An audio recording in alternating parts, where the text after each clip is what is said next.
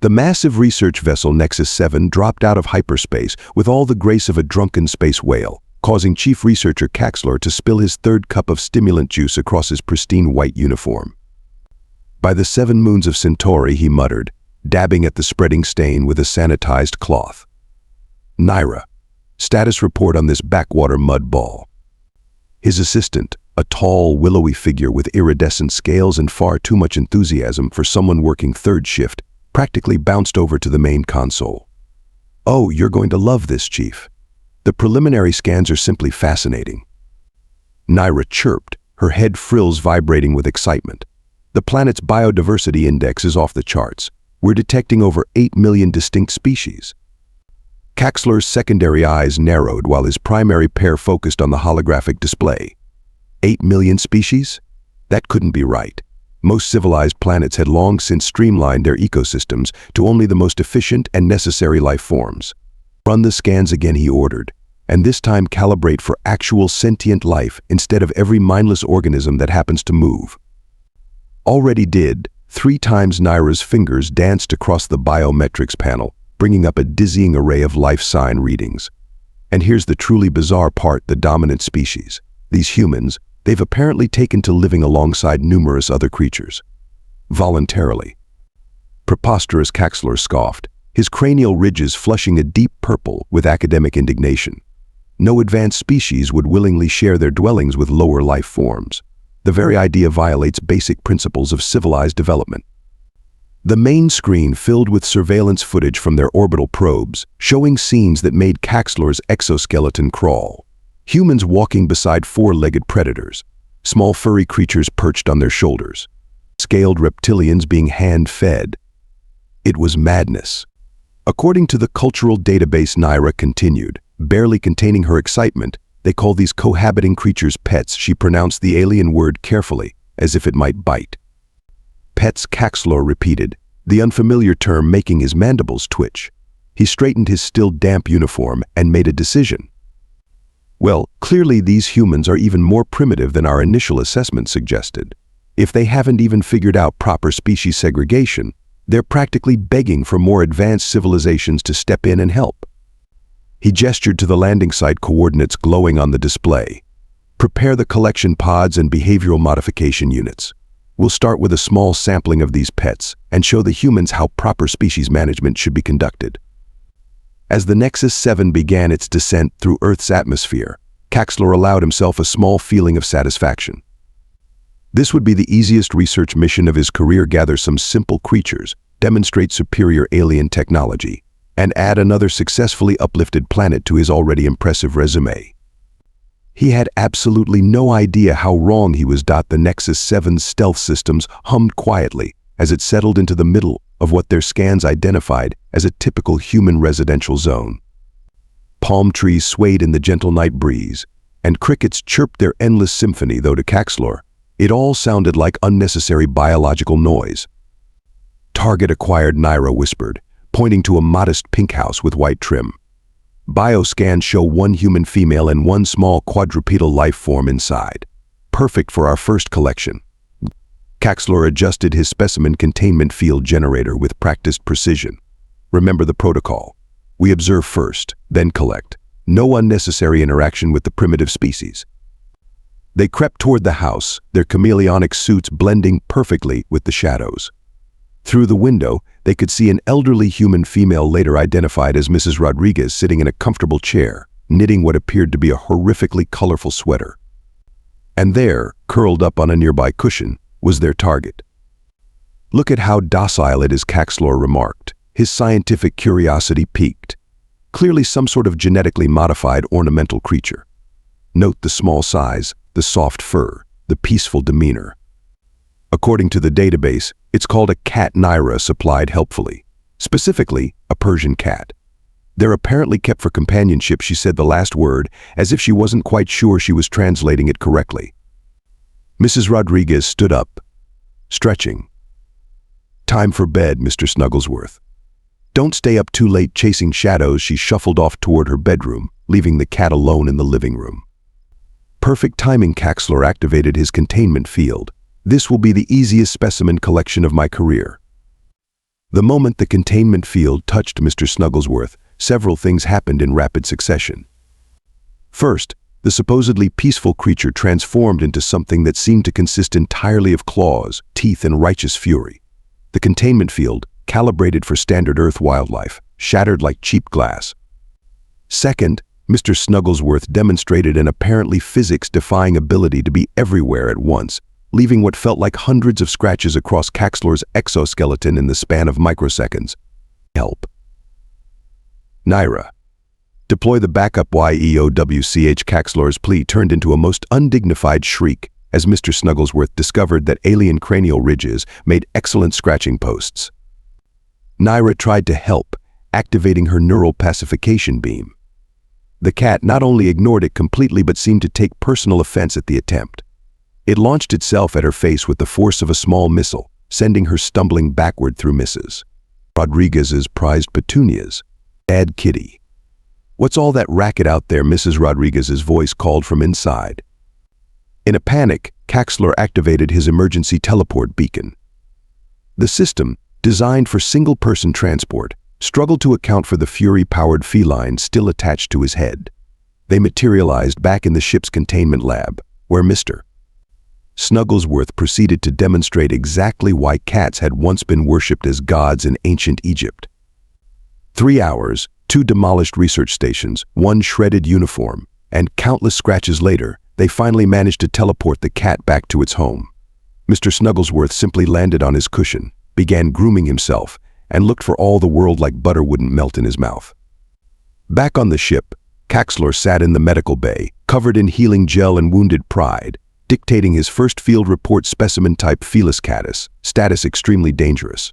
Warning: under no circumstances should field agents approach these deceptively small creatures. Initial hypothesis about genetic modification correct, but vastly underestimated. Clearly engineered as biological weapons. Approach with extreme caution. Personal note: request hazard pay increase. Meanwhile, Naira was already excitedly planning their next collection attempt. If that was just a house cat, she mused, imagine how easy it will be to collect one of those tiny creatures they keep in cages. What did the database call them? Hamsters. Kaxlor just whimpered. 3 days after the Mr. Snugglesworth incident, Kaxlor stood before his expanded research team, trying to maintain his dignity despite the still visible scratch marks on his cranial ridges. Listen up, everyone. Our preliminary encounter has revealed that these Earth creatures are more challenging than anticipated. Therefore, we're implementing a new strategic approach. Behind him, a holographic display showed various Earth pets, each labeled with increasingly alarming warning symbols. Junior researcher Zex raised one of his 3 hands. Sir, why are there skull and crossbones next to the image of that tiny furry thing labeled guinea pig? Because Kaxlor shuddered. Size is meaningless on this death world. Now, we've divided into specialized collection teams.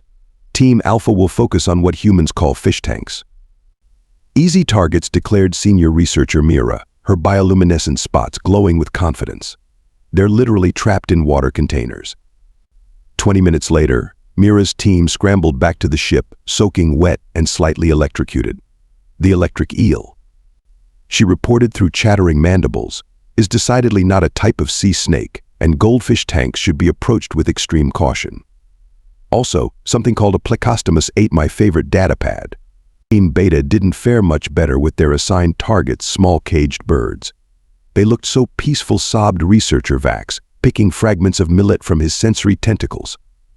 But when we opened the cage, the budgie organized the other birds into a tactical assault formation. And that cockatiel? It knew words. It kept screaming, "Who's a pretty boy," while diving at our eyes. Team Gamma's attempt to collect a rabbit from a hutch ended with 3 researchers trapped under a wheelbarrow, while the bunny thumped menacingly nearby. "It's just sitting there," whispered Technician Yix through the emergency comms, watching us, waiting. Those eyes, those horrible, cute eyes. Kaxlor paced in his command center, reviewing the mounting failures. A squawking noise made him jump, only to realize it was coming from a video feed. On screen, a human child was hugging an enormous snake. Naira. What am I looking at? His assistant, sporting a new arm cast from an unfortunate encounter with a particularly feisty gerbil, consulted her datapad. Apparently, humans keep constrictors as pets too. They call this one a ball python. The database says they're known for being docile and good with children. Docile? Docile? Have they gone completely mad? These humans are letting their offspring handle predatory species Kaxlor spots turned a particularly vivid shade of puce. Next you'll tell me they keep venomous species as companions. Naira nervously scrolled through her pad. Well, about that. There's this thing called a tarantula. Before she could finish, alarms blared across the ship. Team Delta had attempted to collect something called a ferret from a local pet shop.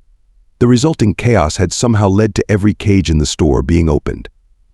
The security feeds showed scenes that would haunt the research team for cycles to come. The ferrets are organizing the hamsters into strike teams, screamed the emergency broadcast. The parrots are providing air support. The cats from the adoption center have taken control of the high ground, and, oh no, the puppies have broken free.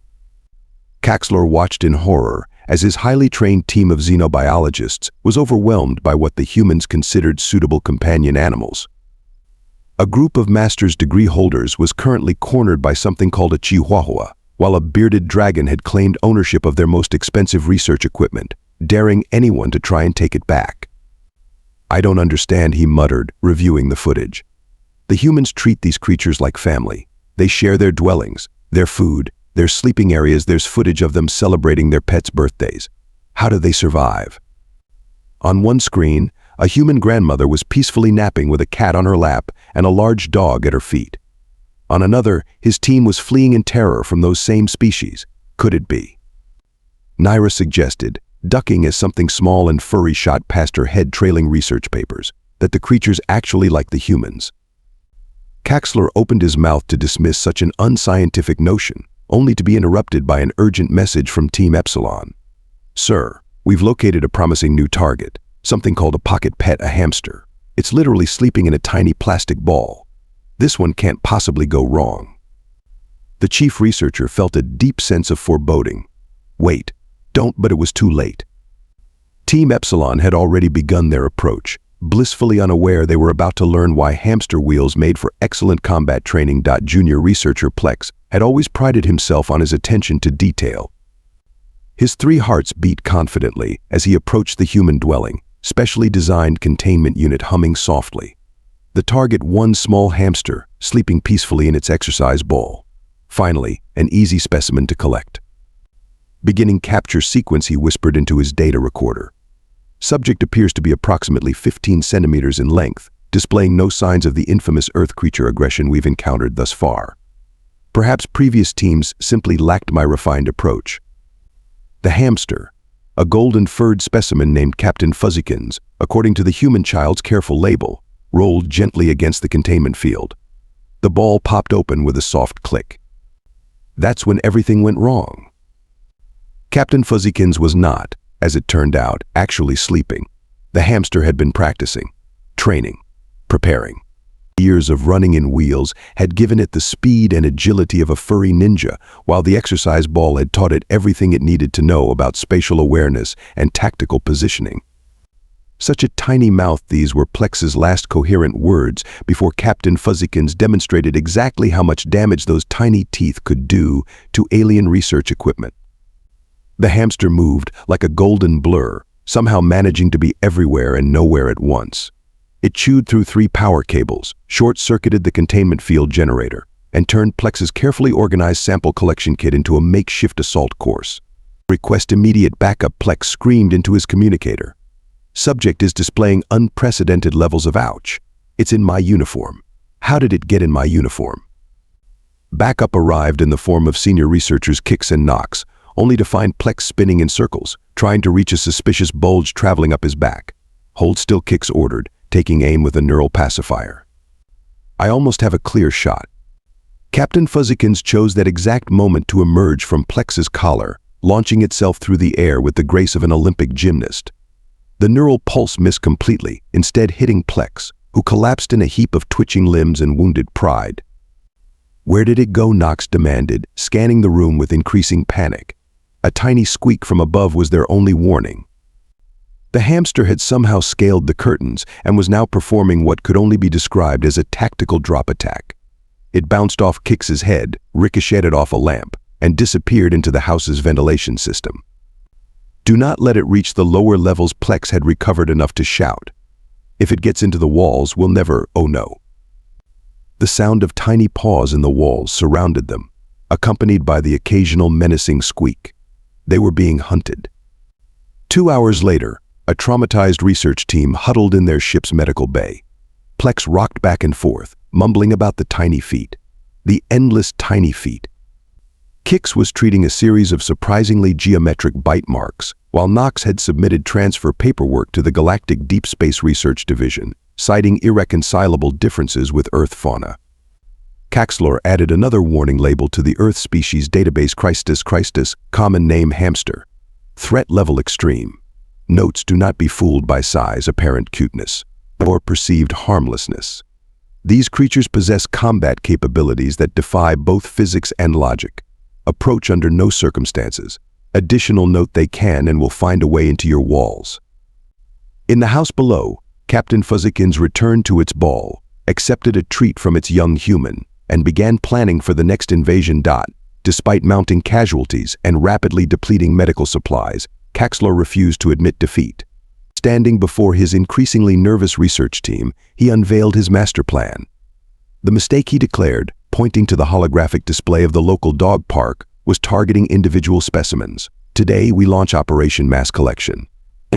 Naira, her arm finally healed from the gerbil incident, raised an uncertain hand. Sir, are you sure about this? Our database indicates that dogs are even more integrated into human society than cats. Precisely. Kaxlor's spots pulsed with determination. These dogs are clearly the humans' primary security force. Once we demonstrate our superiority over their canine defenders, the humans will have to acknowledge our advanced civilization. The plan was simple: deploy their remaining containment fields around the entire dog park during peak hours, teleport out all the dogs at once, and finally prove that alien technology could triumph over Earth's fauna. They picked a sunny Saturday afternoon when the park was bustling with activity. Target Zone secured reported technician rocks from their cloaked observation post. I count at least 30 different specimens. Wait, what in the name of the Galactic Council is that? A human was entering the park with what appeared to be a small horse. That's a Great Dane, Naira supplied helpfully. And over there, those are Siberian Huskies, German Shepherds, a Golden Retriever, something called a Corgi. Silence, Kaxlor commanded. Begin the containment sequence. Execute Order K9. The massive containment field hummed to life, surrounding the park in a shimmer of advanced alien technology. For one brief, beautiful moment, Kaxlor thought they'd finally succeeded. Then everything went spectacularly wrong. The Great Dane, rather than being intimidated by the energy field, decided it looked like an excellent thing to play with. All 150 pounds of it launched into the barrier, treating it like the world's biggest soap bubble. The field generators, calibrated for Earth's gravity, screamed in protest. Meanwhile, the pack of Huskies had apparently appointed themselves operation leaders. Working with terrifying coordination, they began organizing the other dogs into what could only be described as tactical units. The German Shepherds formed a perimeter, the Border Collies started herding smaller dogs to safety, and a poodle with a surprisingly strategic mind began directing counter-offensive measures. Their working together screamed Researcher Beaks as the containment field started to fluctuate. Since when do different species variants cooperate like this? A Corgi, looking ridiculously pleased with itself, had somehow figured out how to slide under the field's lower threshold, creating gaps that other dogs quickly exploited. The Retrievers, living up to their name, had already retrieved several pieces of vital research equipment and were playing keep away with increasingly stressed technicians. Kaxlor watched in horror as a St. Bernard, carrying what seemed to be an emergency barrel of water, began administering aid to dogs affected by the containment field. That's impossible. They have medics. Sir Naira's voice hit a pitch previously unknown to alien vocal ranges. The small ones are breaching our perimeter. A squad of Jack Russell Terriers had indeed infiltrated their supposedly secure observation post, led by a particularly fierce Chihuahua. The tiny commander's bark sent the research team scrambling for higher ground, only to find the high ground already occupied by a smug-looking Australian Shepherd. The situation deteriorated further when the humans, rather than running in terror, began actively cheering their pets on. A group of grandmothers sitting on a nearby bench were providing running commentary and scoring the dogs on technique. "Look at Bella's form," one elderly human exclaimed as her Rottweiler expertly dismantled a quantum stabilizer. "She's been working so hard in her agility classes." "Not as impressive as Mr. Wigglesworth," another replied, watching her Doberman systematically herd panicking alien researchers into a corner. "He's gotten so good at group coordination since we started dog park socials." The final blow came from an unexpected quarter. A Labrador retriever, wagging its tail with unlimited enthusiasm, had decided the aliens were clearly new friends who wanted to play fetch. It brought Kaxlor a slobber-covered ball, dropped it at his feet, and looked up with hopeful eyes. No, Kaxlor backed away. "No, absolutely not, Naira, help." Too late. The lab's expression shifted from hoping to play to determination to make someone play. 300 research hours and 17 containment fields later, Kaxlor found himself automatically throwing the ball, unable to resist the power of puppy dog eyes. "Emergency protocol engaged," he finally screamed, hitting the evacuation signal. "Everyone back to the ship. My arm cannot take any more throwing." As their vessel lifted off, leaving behind a park full of very pleased dogs and highly entertained humans, Naira made one final log entry: Earth, canine status report, threat level beyond maximum. Warning: species demonstrates unprecedented levels of cooperation, tactical ability, or in psychological warfare techniques. Most dangerous weapon: the Labrador smile. Under no circumstances should field agents make eye contact with any dog. They will make you play fetch. Forever. One last attempt. Kaxlor promised his battered team, applying fresh healing gel to his fetch-induced shoulder strain.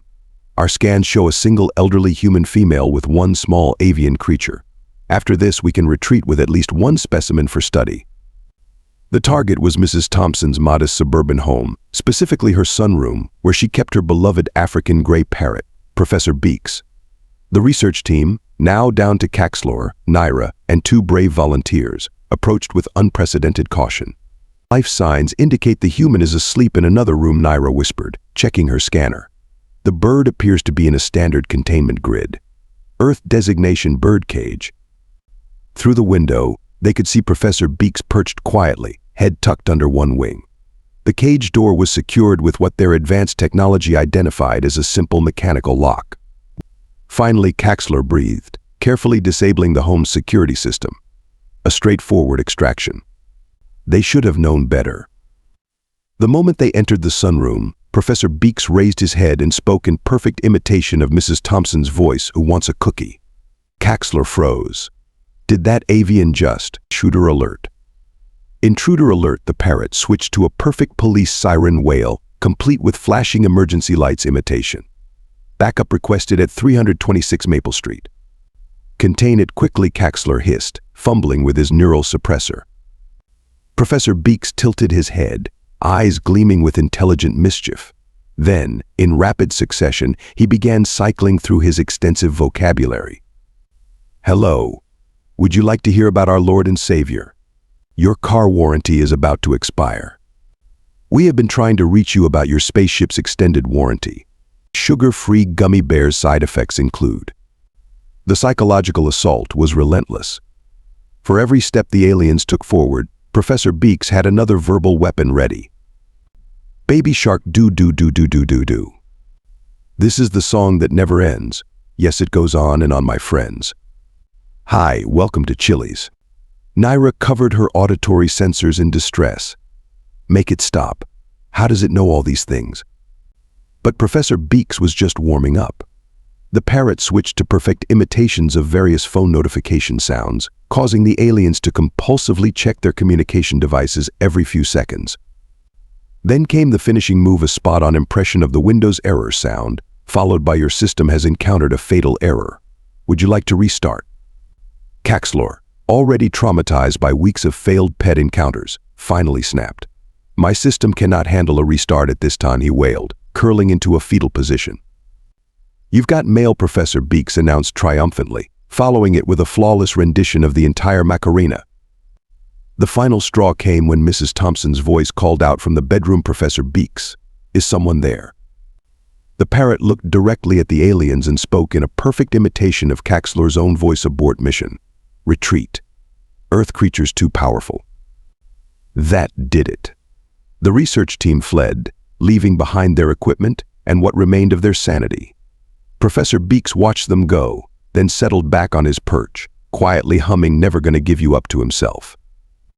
Back on the ship, Kaxlor could only rock back and forth in his command chair, muttering, "The bird Rick rolled us a bird. Rick rolled an advanced alien species standing before the Galactic Research Council." Kaxlor delivered his final report with what remained of his dignity. His uniform still bore faint claw marks, and he twitched whenever he heard anything resembling a meow, bark, or Windows notification sound. "Based on our extensive field research," he declared, trying to keep his voice steady, "I recommend immediately classifying Earth as a Class X hazard zone. The humans have somehow engineered ordinary creatures into psychological warfare specialists." The council members leaned forward, their collective attention focused on the holographic evidence playing before them. They watched in horror as the compilation showed their best researchers being systematically destroyed by what appeared to be increasingly smaller and cuter creatures. Note Exhibit A. Kaxlor pointed with a trembling appendage, where a creature known as Mr. Snugglesworth demonstrates previously unknown combat techniques. Exhibit B shows the tactical genius of Captain Fuzzykins, who single-handedly defeated 3 trained researchers. And finally, Exhibit C, which I must warn you contains disturbing footage of something called a Labrador Retriever utilizing advanced coercion techniques involving an irresistible ball. Naira, now promoted to senior researcher for surviving the mission, stepped forward. "Our most crucial finding is this: the humans are not controlling these creatures. They live with them. Voluntarily, they have achieved some form of mutual cooperation that defies our understanding of predator-prey relationships." The council chamber erupted in concerned murmuring. Finally, the head chancellor spoke very well. "Earth shall be marked with our highest warning classification. Beware of extremely cute but deadly fauna. Under no circumstances should any research team approach what humans call pets." As the council members filed out, still shaken by the evidence, Kaxlor made one final log entry conclusion: Earth's most dangerous weapons are not their missiles, armies, or technology. Their true power lies in creatures that have mastered the art of being absolutely adorable while causing complete chaos. The humans do not control their pets. They have simply learned to survive them.